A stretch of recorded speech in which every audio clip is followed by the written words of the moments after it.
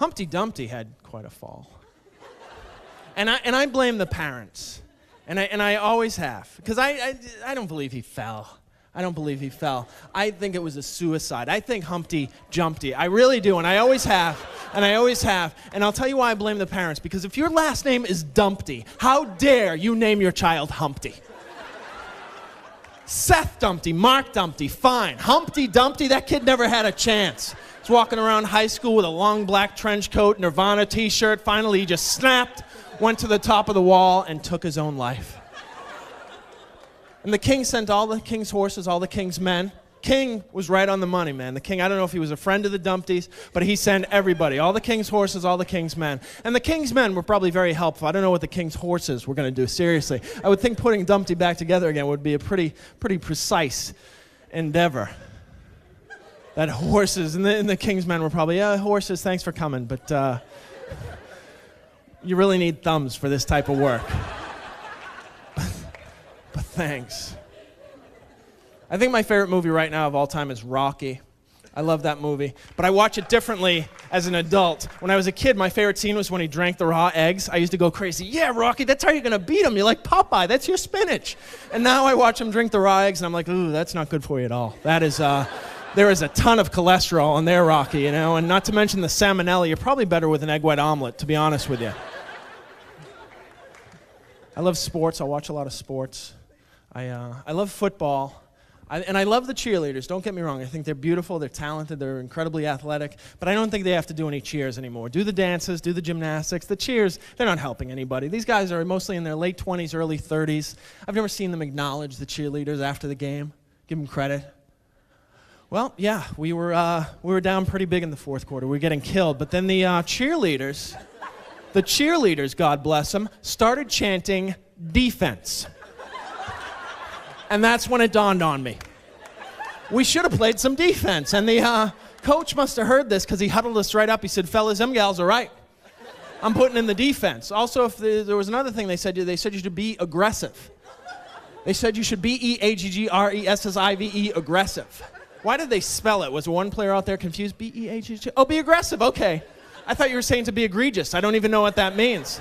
I thought you said be gregarious. I told my opponent I loved his hair. Oh my God. I thought you said be agrarian. I tried to convert the entire economy to farming despite the global dependence on high-tech and fossil fuels. I guess I'm a little red in the face.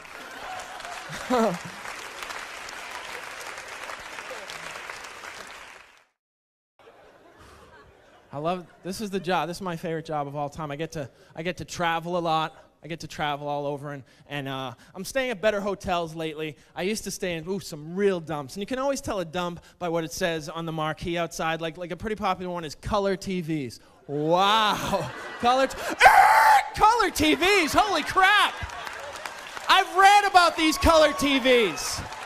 Wow, and you have them in the hotel? In every room? No, get out of here. I thought they were just in the lobby. People would have their picture taken in front of the color TVs. But you're saying in every room there's a color TV. Well, sign me up. Color TV. But now I stay at better hotels, but no matter how good your hotel is, no matter how good it is, where do they get these curtains in a hotel room? They won't close no matter what you do. There's always they close most of the way, they keep out most of the sunlight, then they take that last piece of sunlight and turn it into a high-powered laser beam. Which no matter what direction you sleep is always aimed right at your pupils. I don't know how they do it. I'll sleep under the bed. It'll find me underneath there. Like, it's not hard enough to sleep in a hotel room, right? Knowing that they wash that bedspread once every never. You know they never wash the bedspread because you never see the maid walking around with a cart piled high with bedspreads. Ugh, it's a disgusting place. Coffee machine, bad coffee, but take the coffee machine, boil the remote control because you don't know where that was. It's disgusting. It's disgusting that they charge $15.99 for those movies. It's disgusting. And you only get 65 minutes. 60, who can hold out for 65 minutes? I'm done in like 4. Now I've got 61 minutes to feel ashamed and disgusted with myself. You swore you'd stop after your bar mitzvah.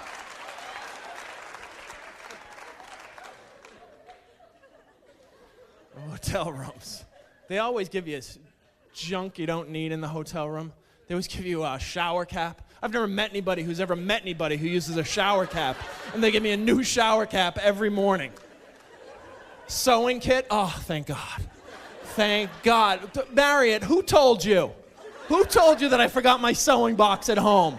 Is Ramada telling tales out of school again, Marriott? My God, yes, I need the sewing kit because I take all the towels, I monogram them, and then I put my initials on the robe. I do use the sewing kit. I sew up the curtains, and then I get a good night's sleep.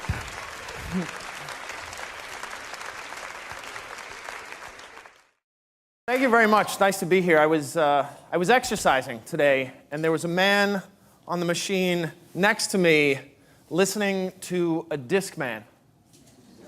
Today. This happened today. I didn't recognize it initially. They're much bigger than you remember. Much bigger. I thought he was listening to a pizza. Huge. And don't get me wrong, I had a Discman. This is how long ago I got my Discman. I paid $188 for my Discman. $188. I could go over to Rite Aid right now with $188 and bring back a Discman for everyone in this room. In fact, if you'll go ahead and reach under your seats. For $188, though, it came loaded. All the best features. All the bass boost, you betcha. You bet it had bass boost. If at any time you thought to yourself, is that all the bass? Boost. Oh, false alarm, everyone. Plenty more bass where that bass came from. Had anti-shock, indispensable. Get the anti-shock, because if you were strong enough to jog while carrying this manhole cover, this Olympic discus, then the disc would not skip for the minute the batteries lasted while in anti-shock mode. It was pivotal. The sweetest feature on the Discman, though, the must-get, beg, borrow, and steal, my friends, but get the shuffle. Get the shuffle. You do not know what in the Sam Hill is coming up next when you hit shuffle on a disc. Every time a song ends, cliffhanger. Which one of these songs is going to pop up next? Which one of these 10 songs?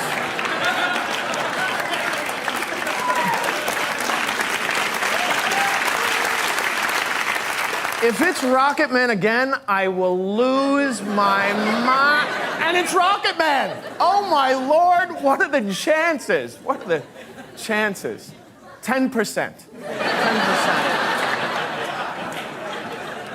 Thursday was gym day, and the entire experience was fraught, perilous, because water pressure in 1970s public schools was so weak, you had to make love to the drinking fountain. But if you got that close, it tempted the cretin behind you to smash your skull into the iron spout, which was considered a prank in 1978. Now it's rightfully classified as felony assault. But back then it was just boys will be boys. The teacher wouldn't even interrupt her countdown, which was necessary because budget cuts in the 70s caused classroom sizes to swell. Classrooms were enormous, so the teacher would have to limit your quench with this: 1 Mississippi, 2 Mississippi, 3 Mississippi, next. And I would protest. I would become outraged, and I would say something. I was very precocious when I was a little kid. I think he would have loved me. I remember I would finish my sip under so much pressure. This, but also it's like I need to get my water for the week in 3 Mississippi or less. It was daunting. And I would finish my sip, I would collect my teeth,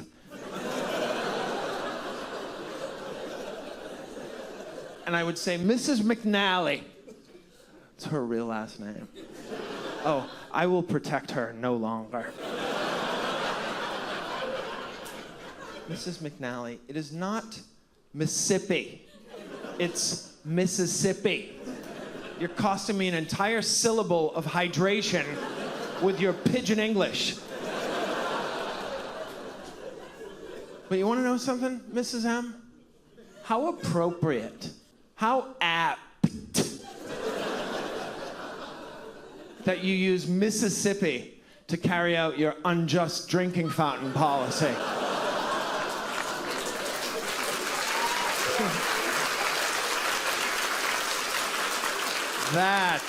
Now that's precocious. To have that firm a grasp of Jim Crow legal doctrine at 7